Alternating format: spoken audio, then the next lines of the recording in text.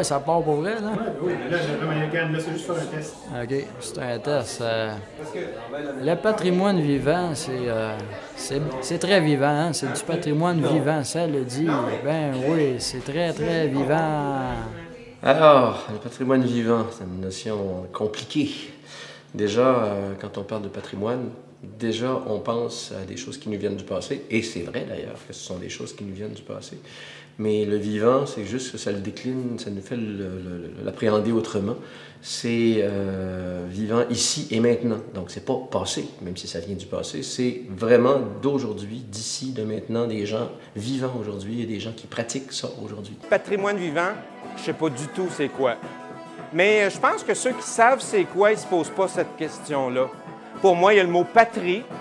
Patrie, ça veut dire un peuple, donc il y a une origine culturelle. Et puis, le mot vivant, dans le mot patrimoine, fait que c'est une origine culturelle qui se transmet, qui continue, qui peut être d'origine plus ancienne, comme les nouvelles feuilles d'un grand arbre, donc qui prennent origine sur des racines bien implantées sous le sol. Puis, bien, ça peut être aussi quelque chose de nouveau, qui, à cause de connaissances, de gens, de proximité, de travail, de labeur. Il y a toujours le mot labeur derrière ça, puis le mot on fait, on expérimente. Et puis, c'est peut-être ça le patrimoine vivant pour moi. Spontanément comme ça, patrimoine, pour moi, ça veut dire vieux, ça veut dire ancestral, donc à plein niveau. Puis vivant, c'est ça qui m'intéresse. Vivant, c'est jeune, c'est dynamique, c'est enfantement, c'est naissance. Donc, selon moi, le patrimoine vivant est la réponse à l'éternité. Donc, la combinaison de ce qui est vieux et qui se transmet, dans le fond, à la jeunesse et qui perdure dans le temps. Maintenant, la vie, elle peut se décliner de toutes sortes de façons. D'une part, malheureusement, pour ce qui est de la chanson, de la musique et autres formes, genre le conte, c'est souvent des expressions qui ne trouvent plus d'espace, qui ne trouvent plus de lieu dans la société actuelle, parce que les gens, il y a une télé qui leur raconte des histoires, ils ont des romans, ils savent lire, etc. Auparavant, quand tu étais dans ta communauté, c'était une culture partagée, une culture pratiquée, une culture où il y avait à la fois de l'échange et qui avait toute une dynamique qui rendait ça actuel, bien sûr, c'était l'actualité, mais c'était aussi évolutif. Parce qu'à force d'être pratiqué, ça pouvait bouger, ça pouvait changer. Qu'est-ce que le patrimoine vivant? Eh bien, c'est toutes les chansons, les traditions, les vieux métiers, les choses qui sont anciennes, qui caractérisent un peu, dans le fond, le Québec qu'on est. Et puis, ben, c'est ça, c'est un mélange de toutes ces choses-là qu'il ne faut pas perdre, qu'il faut qu'on essaye de sauvegarder en les pratiquant. Je pense que c'est le moyen le premier des moyens. Puis après, bien, si pour certaines choses, on a la chance de le démontrer, bien, tant mieux, parce qu'il y a plus de monde qui vont prendre conscience de l'importance, de la beauté. Puis dans le fond, que c'est quelque chose qu'on ne pourrait pas perdre. Aujourd'hui, très souvent, on est réduit aux archives, puis notre problème, c'est plus de trouver des nouveaux espaces, des nouvelles conditions qui vont faire que les gens vont se réapproprier ça, non pas pour aller le constater, pour aller l'applaudir quand c'est fait par d'autres, mais le faire eux-mêmes. Le vrai patrimoine vivant, c'est quand les gens se réapproprieront toutes les pratiques, les savoir-faire, toutes les formes esthétiques, et qu'ils deviendront les acteurs de cette chose-là et non pas juste des consommateurs de culture. Et là, on parlera de patrimoine vivant. Le patrimoine vivant, pour moi, c'est d'abord comme expérience personnelle, c'est regarder un peu en arrière, parce que déjà, j'étais présente à la fondation du Conseil. Donc, j'étais présente déjà quand on commençait à se poser la question « Qu'est-ce que c'est le patrimoine vivant ?» J'ai été sensible déjà en partant sur l'idée du patrimoine tangible et intangible. Je trouvais, en tant qu'artisane de ceinture fléchée, que la ceinture fléchée était tellement un bel exemple du patrimoine tangible. On pouvait les voir dans les musées, tout ça, mais il faisait toujours référence au passé.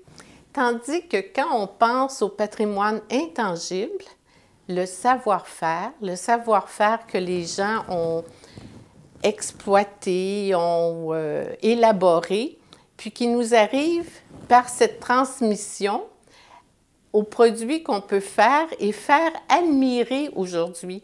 Parce que quand les gens, on leur parlait de la ceinture fléchée, ils faisaient référence toujours un peu au passé, au patrimoine, mais passé.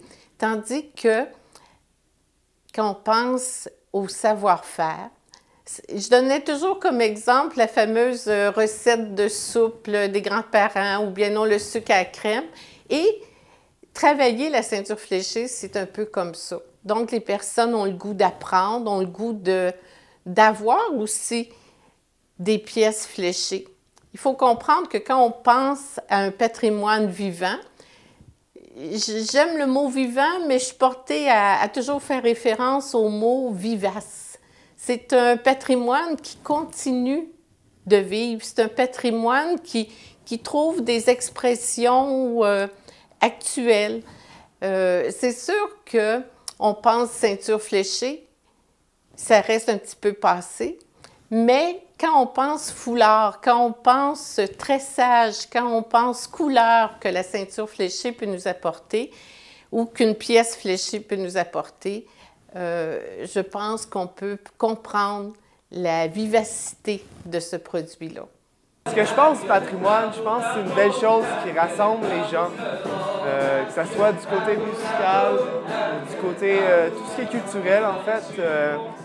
C'est une chance qu'on a de pouvoir se remémorer en fait de ce que nos ancêtres ont bâti. C'est un peu à quelque part comme les feuilles qui tombent à l'automne, qui nourrissent l'arbre, qui engraissent la terre pour que les racines y prennent, puis que les jeunes feuilles en haut de l'arbre, les cimes, ils poussent toujours plus. C'est quelque chose qui est important, je pense, pour, dans le monde où on vit, de se rappeler un peu de ce qui s'est passé avant. Rille du père à Philippe, c'est ça? En tout cas, Non, j'ai jamais entendu le nom. OK, mais nous autres, je pense qu'on appelle ça, puis... Je pense que c'est Montagnard, je sais pas quoi, mais on jouait ça avec le premier que tu as joué. Je pense qu'on l'appelait le Rille du père à Philippe. Ouais, Rille du père Bruno. Mais je suis pas sûr que je ne jouerais pas. Bonjour, mon nom est Sylvie Coutu. Pour moi, le patrimoine vivant, ce sont les coutumes et les habitudes d'un peuple qui évoluent avec le temps. Le patrimoine vivant, c'est un peu un genre de village global où tout ce que les gens apportent avec leur cœur, avec leur tradition, avec leur savoir-faire, peuvent être pensés qu'on le transporte, puis on le transmet. C'est la suite des choses, c'est l'identification finalement, l'empreinte, et puis la trace de pas vers l'avenir. Le patrimoine vivant, pour moi, c'est toutes nos transmissions, qu'est-ce qu'on a eu. Bien, c'est vraiment important parce qu'il faut les redonner au monde. Bien, pour moi, le patrimoine vivant, en fait, c'est tout ce qui touche les modes de vie d'autrefois, les savoir-faire, les coutumes, les anciens métiers aussi, le patrimoine oral, évidemment. Puis, ce qui fait que c'est du patrimoine vivant, c'est que ça s'est transmis de génération en génération, puis ça continue d'exister parmi les gens.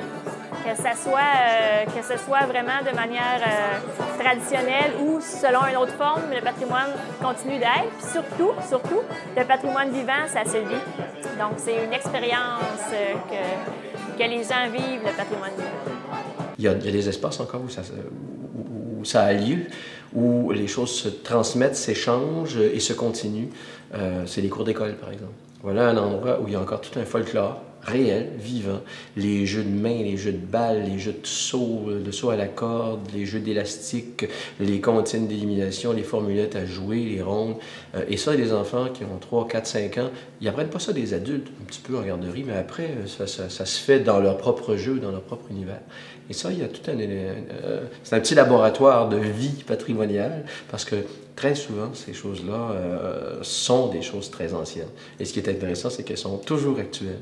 Donc, c'est pas du tout passéiste comme regard.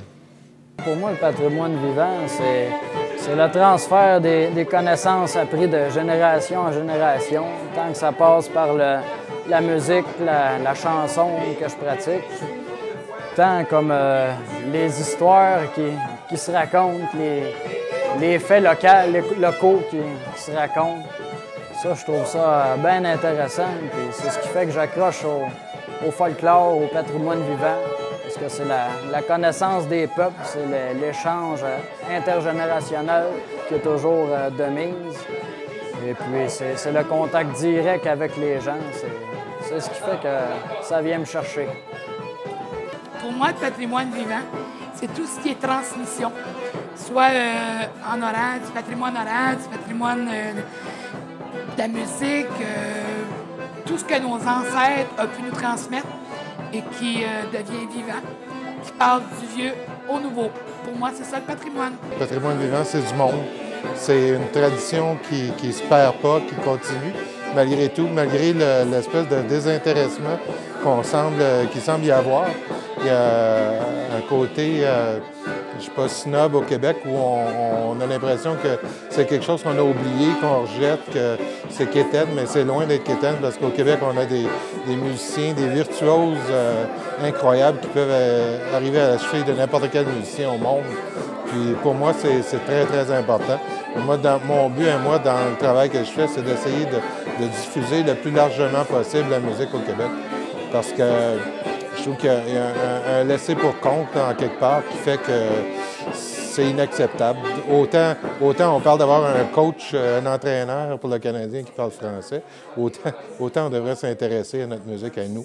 On a des magazines au Québec qui parlent de musique puis tout ça, mais jamais on entend parler d'un album de musique québécoise. Puis c'est triste parce que c'est pas parce qu'il y en a pas qui se font, il y en a qui se fait constamment, avec, comme je disais tantôt, avec des musiciens incroyables. Alors, nous, ce qu'on essaie de faire, c'est vraiment de faire en sorte qu'il y ait le plus de gens possible qui se mettent à écouter de la musique de chez nous. Puis aussi le fait que de la musique traditionnelle au Québec, c'est quelque chose qui nous rassemble, qui nous ressemble et qui nous rassemble. Pour moi, le patrimoine vivant, c'est Clarence Bordelot, Clémence Gagné, Canry Fontenot, Alva Cummings, Avila Leblanc, Lauréat Goulet, Adélard Lambert. C'est tout du monde qui m'ont transmis leur passion puis qui ont fait que je me suis donnée pour un temps, en tout cas, une petite mission de faire valoir toutes les connaissances qu'ils m'ont transmises. C'est ça, le patrimoine vivant, ça passe de personne en personne, ça vient de hyper loin, au début des temps, puis c'est la belle dimension de notre culture, c'est la belle dimension de notre identité. Chose de même. Alors, le patrimoine vivant, pour moi, c'est un... J'ai regardé aujourd'hui dans le dictionnaire qu'est-ce que c'est patrimoine. Alors, le patrimoine, c'est un bien commun collectif. Alors, le patrimoine hérité de nos ancêtres. Alors, le patrimoine vivant, pour moi, c'est ce bien commun collectif culturel qui peut consister en toutes sortes de choses, mais qu'on a reçu de nos ancêtres. Il y a toute la notion de temps qui est derrière ça et de legs.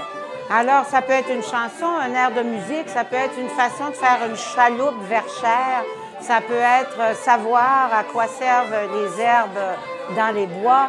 C'est tous ces savoirs, ces connaissances, ces façons de s'amuser, c'est la tourtière du Saguenay, la recette, c'est toutes sortes de choses donc qu'on a reçues depuis nos aïeux, mais qui continuent à vivre, parce que sinon ça tombe dans l'histoire.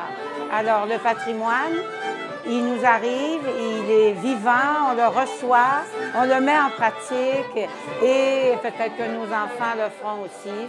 Alors pour moi c'est ça, c'est donc de la culture héritée qui est transformée aussi à mesure qu'elle vit, parce qu'elle continue à vivre, et qu'on espère qu'il va continuer à conserver notre identité, puisqu'il est question de racines et d'avenir, dans le présent, de l'actualisation de ces...